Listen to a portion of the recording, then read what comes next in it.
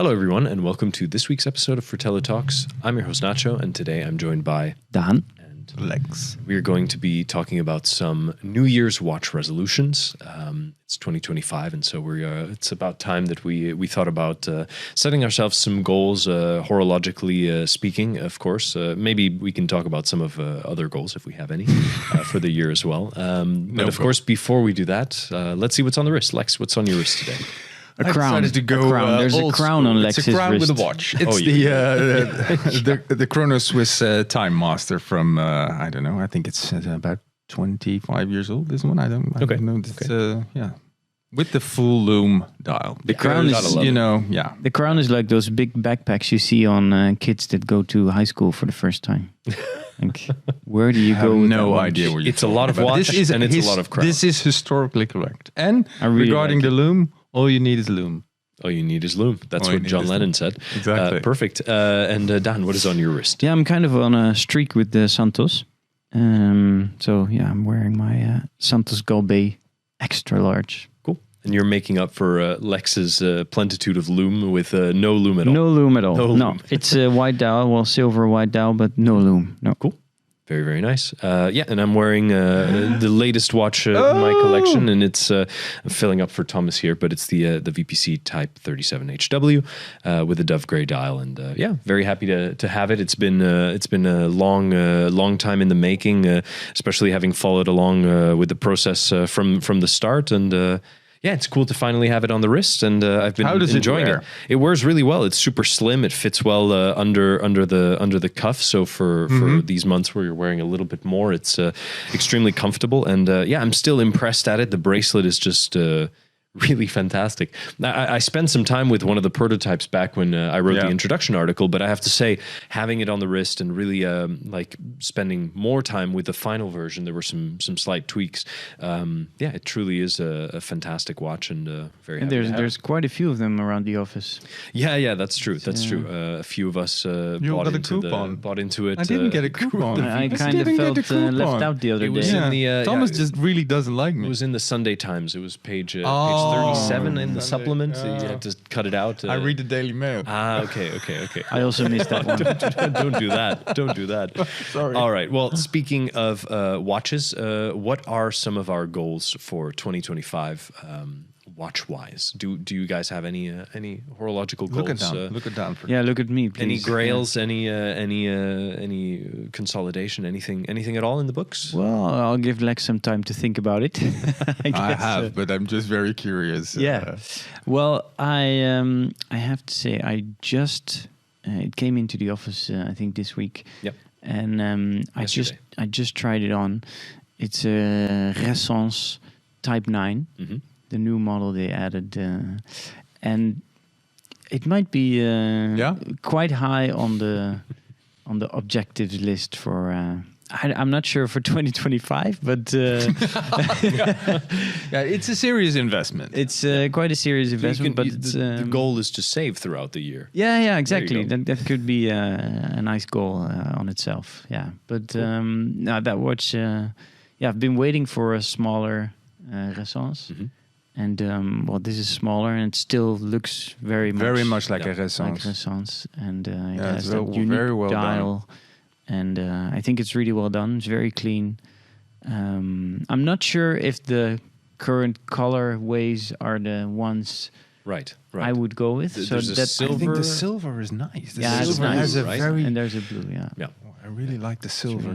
Silver's great. It's a bit. It's like a bit ton sur ton, a bit sort of metal on metal. Everything's a bit silver. Everything's a bit shiny and also brushed. But it's a good one, I think. I mean, what color? What would be your ideal color? Well, I really like the Type 3 round multicolor. Oh, right. With kind of like the primary colors with blue, red, some yellow. It was really, really nice. Mm-hmm. And I also think that those colors bring out the unique design. Yeah, that's the Type 9 is like a very logical evolution and sophisticated, and it's very, very sweet. But if you want to buy your first Renaissance, maybe you want to be it a little bit more exuberant. Yeah, it can be it a little bit there, bolder, be it more. I get it. Yeah, exactly. I get this it. is a bit too maybe. Yeah. Well, what is interesting because that silvery ton sur ton look is also struck me with the new Amiga Seamaster, the 300 M. Steel dial. What is the full brushed. name of that watch? Actually, is it? I think it's not that Seamaster different. Diver 300M. Or is this the Diver gone? Diver 300M. Yeah. But there's also a professional in there somewhere. Okay. It still says professional. This on is the the dial. one with the vertically brushed steel dial. Yeah. Yeah. And With the titanium bezel insert. Yeah. So I think it's all wrong. Because it's all wrong. Right. It doesn't make any sense. So you have a 90s design watch with a what is the mesh bracelet? Is that the 50s thingy? It's been around for a while. Yeah, it's eras back. So it's a mishmash of eras. Mishmash. There you go. A mishmash. Hodgepodge. Yeah, a smorgasbord. Yeah, a smorgasbord of styles, and then in essence, okay, I really. RJ once said that watch is a desk diver. It was always meant to be a desk diver. Well, it was introduced in 2018, right? So I think. But the original from the 90s. Oh yeah, 93. So and then with the Bond, so you can't really call that a real functional tool diver, a tool watch. But still, in essence, it is still. Yeah. Because it has all the functions, it has the helium. Yeah, exactly. But then, of course, with the whole grayish look, function-wise, it's not like gone. a very instrumental contrast. watch. No. Although the steel dial kind of reflects in certain ways that it turns almost black. Exactly. But then again, if you really need it, then you're underwater and you're trying to get the exact right reflection. There's always some light coming down, unless you're. But having said that, that watch being all wrong, it feels really right. And I think it probably is even better on the black rubber strap because I think the Omega rubber straps are excellent. But between that or the Necton, what would be your pick? I think I would pick that one. I liked the Necton, but it didn't give me. I really enjoyed it, but it didn't give me that wow sensation. Is the red a little too much on the Necton? Yeah, the red second hand. Yeah, that's what it is. It's a little bit too much. Yeah. But with that new one, and also they didn't put any color on it. No, none at all. Even the black one as well. No, it's it's just black black and white. That's it. Man, it works. Yeah. So that could be. I was serious. I'm seriously tempted by that watch, but I don't want to buy a dive watch. Right. But I'm seriously tempted because it felt. Sometimes you just have that.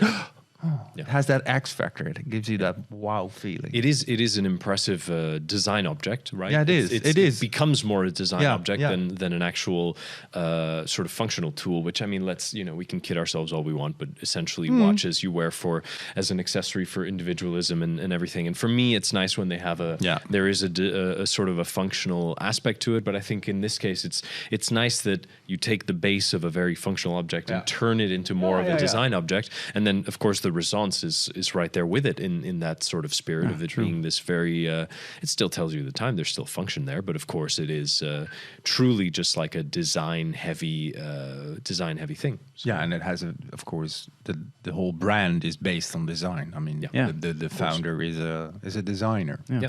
No, of course, we had a nice episode, a nice interview with him here on the show, which we can probably link to. So worth checking out if you haven't.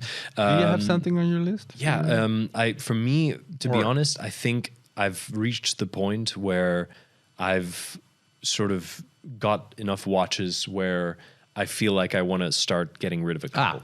Right. Okay. So I think I've reached the tipping point, and I'm kind of a little bit like, I think I've been sort of building up and being curious and now I want to check this out. I want to enjoy this. I want to experience this. And now I'm at the point where I feel like, okay, it's a little too much to choose from when I look at what I have. I really like everything that I have, so it's a bit of a tricky situation because holding on to them is like, you don't really lose anything, but at the same time, what would you lose then? I think the weakest link in the collection is that Breitling Avenger. No, you can't say that. I was saying, I know. as being a Breitling collector, you can't let go of really the but Avenger. It's kind of because I think that there was a bit of a season for the 44 millimeter titanium watches. What's wrong with 44 millimeter? There's nothing wrong with them. I can take it off your hands. But it's one of those things. I have a coupon. There's already an interested party there. Oh, there is. It could be. That makes it easier. There's also already opportunity there, so it could be that. And then I don't know. I'd have to think about it because I've built the collection very much telling myself like, oh, this watch is special to me because of this, and this watch is to mark this occasion. And if you collect with that sort of mentality, of course you can justify the purchases, but then you can't really moving get them rid on of is them, a little bit like, well, this was celebrating this. Or so whatever. you might be selling the but there's a Breitling, couple pieces. The Breitling might be going. I'm not sure yet. It might be other watches. There's also, to be honest, other than for like a few select pieces, there's not that much value in my collection. Like I'm not really gonna then have quite a budget to spend on something else. But it does feel like if I want to add more watches, or if I want to buy more watches and continue satisfying curiosity where it still is, where it still exists, I have to make room for that. And there's just no reason for me to just have all these watches lying around, which is the problem, is that they just don't get used, and it is what it is, right? So I you're think that aware. it's you're time not to consolidate. Yeah. That's the main goal, and then. As to what I would go for, it's a tricky time because it's kind of it's a tricky time for consolidation because it feels like it's a buyer's market these days. Yeah. So it's not exactly great Not a good for selling. moment to sell. No, Not a great moment to sell, but it's a good moment to buy.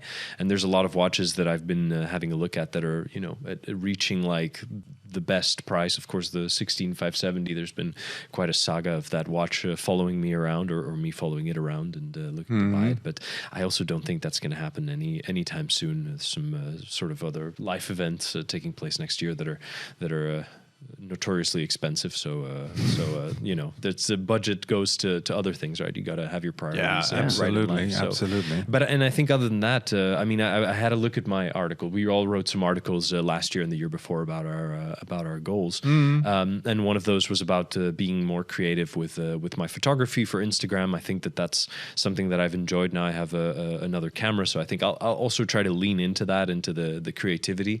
And then another goal was essentially about trying to be more active and getting out there with the watches, right? It's wearing them to and from your desk is one thing, but I think it's also a good thing to get out there and do more adventurous things. I mean, I did a couple of scuba diving outings this summer in Greece, which was great. So getting the Pelagos FXD, its diving certification was a good opportunity. So it's about also building memories with those select few watches and getting rid of the ones that you don't want to build memories with. Yeah, but that's interesting because I have a couple of watches that just seem to be on my goals list or my resolution list. It's like it's been on repeat. So the Reverso. It's the Reverso 8, with the 8 days with the digital power reserve on the back. So that's one.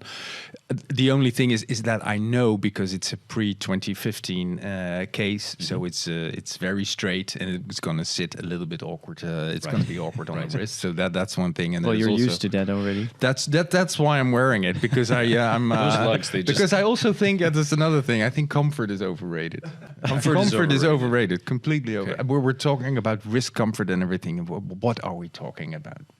I want a comfortable mattress, but a comfortable watch. You know what the most comfortable thing is? Not a watch. Not wearing a watch. Exactly. Just a naked wrist. Yeah, exactly. And so that's one thing. There's another old thing that I kind of like, and that's the Radiomir 1940. Because it kind of ties in the luminar with the Radiomir, and it's that's a relatively cheap Panerai, and I think it has a very distinct original look. My other half doesn't like Panerais, which is also something I take into consideration. Right. We're not going out until you take on that watch. Take the Panerai off, then you can come in. Yeah. So you don't want a watch you're comfortable with. You want a watch you're other half Yeah, is my other half is comfortable with. comfortable with. But when you said, and I fully agree with that, you have to enjoy your watch while experience something. Yeah. Yes. And that's when I come to the Tudor, the cycling chrono. Right. And that is something that, because I had this this great experience already. Did you with enjoy it, that or not? That was quite. I didn't enjoy that at all. No, it was a horrible day. It was torture. It was Storm. absolute torture. Took a wrong turn. Yeah, it was horrible. But the watch was just perfect. Yeah. And yeah, I can see myself using it and There's and already enjoying memories it. there. Yeah, there's already yeah. memories there, and it worked, and it and it didn't bother me while suffering. So so that is a watch I also consider. Plus, you'll be putting rubber to the road a lot more often up in the Swiss mountains these days. So I think that it's also a good way to continue making memories. True. Yeah, and it's it will be like a starting point watch. Cool. Cool. Nice. That's a nice one. Yeah. That's a nice one. But Cool. Dan, do you have anything else on your list? Well, I'm very much. I was very on point with your way of thinking about your collection. Right. So I'm also more of a wearer than to just look at them. Yeah. So I also want to wear. So I might be consolidating as well a little bit, or just keeping them there for a little bit and then see what happens. But I've also been interested in. I kind of like that new Serica as well. Oh, the parade. Parade. Yeah. Or parade. I just think it's not done yet, or the dial needs some tweaking. Maybe that. I have could be, I have ideas so you wanna about. hold I have off, ideas about that. That would be nice. Oh yeah. We talked about something quite nice. Let's not blow up the spot here. Yeah. But hey. But there's another weird watch, the Space One Jump Hour. It's still yeah, really. I don't know, That's I find that so fascinating that you keep bringing that watch. Yeah, up. I don't know why, but yeah. There's this. I think they brought out a new series with different styles. There's a gold one right now. Like it's PVD gold. I think it's not even like you cannot take it seriously. But maybe that's why I like it so much. Is that also something that we should be as watch journalists or writers, that we should also set the trend in being a little bit more adventurous, in just wearing a more outgoing stuff, a little bit more crazy. Well, a little bit it's also more because my own daring. collection is very much built around, or not built around, but there are quite some classics in there, like like the Rolex Cartier. Explorer, Cartier Santos, Speedmaster. Reverso, Speedmaster. Yeah. They're really, really nice watches, and I enjoy them a lot. Yeah. But sometimes you see these more quirky pieces, Sure. and you're like, that would be nice to wear. Like the Renaissance. Like the Renaissance, like the Parade, like the Space One. Yeah, they're just out there. Yeah. And It's good to have contrast. I think that's what keeps. Exactly, If you look in your watch box and everything's roughly the same in the same space, it you get the same thing in different flavors, but it's great to have something also completely different in case the mood strikes you to go vintage, or to go with something dressier if you usually wear sports watches, or have a sports watch if you usually wear dressier watches. I think it's good to have a bit of variety, and I think that like something having mostly steel watches and then having one gold watch that's a little bit more special. Plastic. Maybe, or a plastic. Yeah, you could go for something in bioceramic. I bought that weird Maurice Lacroix, the icon. The icon, and have a G-Shock like that you sometimes would just put it on for the weekend and think, hey, this is great. It's.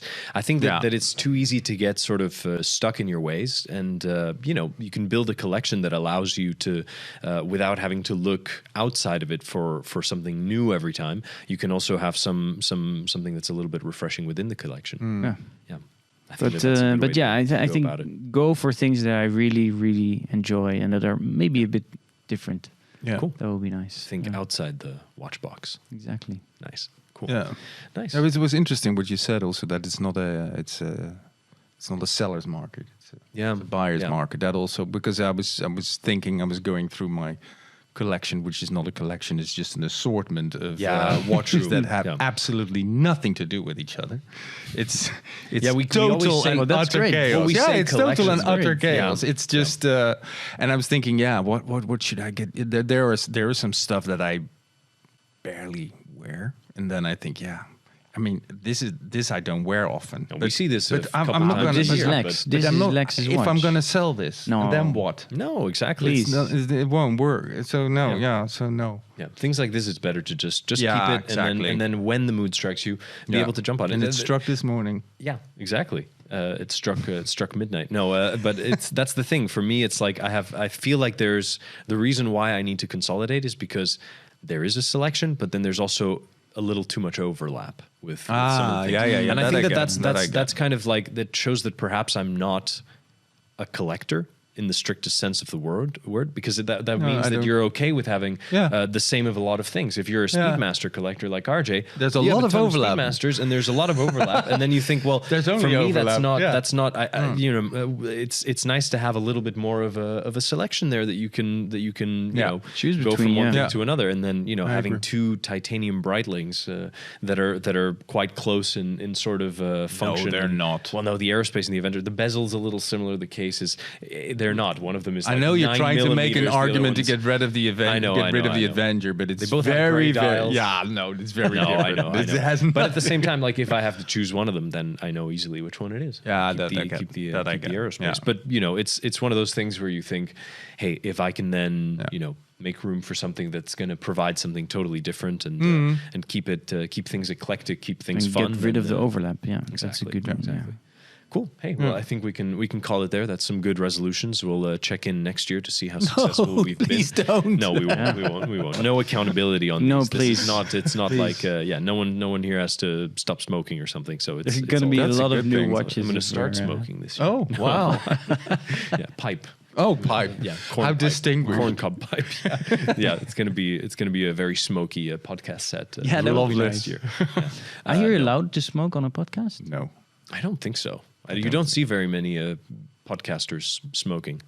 And then you cough into the mic. I know and it's everybody complains prohibited on about it. TV, but I'm not sure about podcasts. Podcast rules are fast and loose, and that's how we like to keep it. So perfect. All right. Well, thanks guys for the discussion. Let's get to a comment of the week to wrap yes. up. Which we're going to have to provide some advice for Michael Nauer or Michael Nauer. I don't know. Manuel Neuer. Manuel Neuer. Yeah.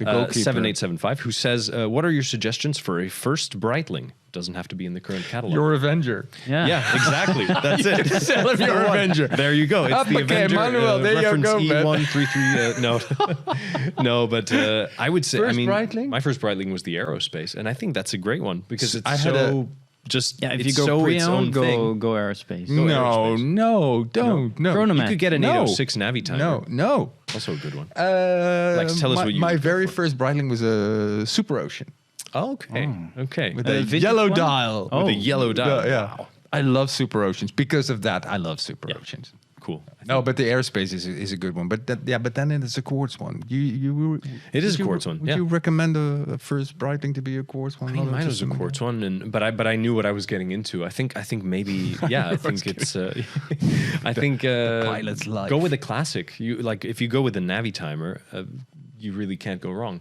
I mean, I couldn't especially afford if a you go, Navi timer. Yeah, I wanted a Navi timer. I couldn't is up afford it. there. And I The really Chronomat like- is really nice. Think about it. If you go with an 806, those are like 4, 5, 6K. So that's if you compare it to the rest of the Breitling catalog these days, that's not too bad. True. Chronomat's great as well. I really First like the Breitling. Rouleau bracelet on the, Oh, yeah. on the Chronomat. Yeah, there's some 40, 42 millimeter chronomats that are. And the that are GMT is quite nice. Yeah. I don't know how old Manuel is. Me neither. Well, if the username was what 7879, then I guess I don't know if that's an indication as to year of I birth. would never. It could Sometimes also it be a is. postal code. 7875. Yeah, it might be a postcode. Anyway, I hope that answered Yeah. your question. Probably Michael not. or Michael. Probably not, but hey, we'll leave it there. Let us know your New Year's watch resolutions in the comments down below. And as always, join us next week for another episode of Fratello Talks. See you then.